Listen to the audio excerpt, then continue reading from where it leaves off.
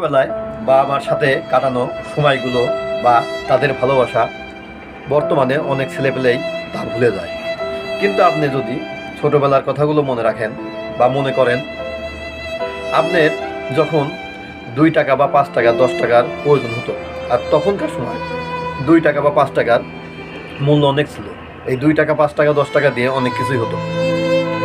যখন আপনার 2 টাকা 5 টাকা প্রয়োজন ছিল, তখন আপনি আপনার বাবার কাছে যখন টাকাটা চাইছেন, আপনার বাবা নির্দ্বিধায় আপনাকে প্রশ্ন না করে আপনাকে টাকাটা দিয়ে দিয়েছে। কখনোই বলে নাই যে তুমি এই টাকা দিয়ে কি করবা। কিন্তু আপনি যখন বড় হয়ে গেছেন এবং কর্ম করেন বা চাকরি করেন, টাকা ইনকাম শুরু করছেন, তখন দেখবেন বাবা মা খুব সহজেই আপনার কাছে কিন্তু টাকা চাইবে না।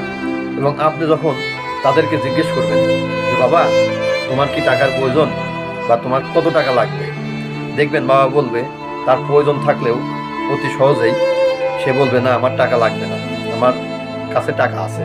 তার কাছে না থাকলেও, কম থাকলেও সে তাই বলবে যে আমার কাছে আছে।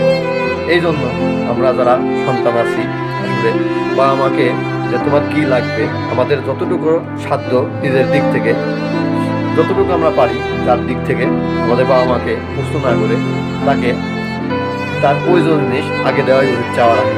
এটা প্রত্যেকটা সন্তানের জন্যই উচিত। ধন্যবাদ সবাইকে।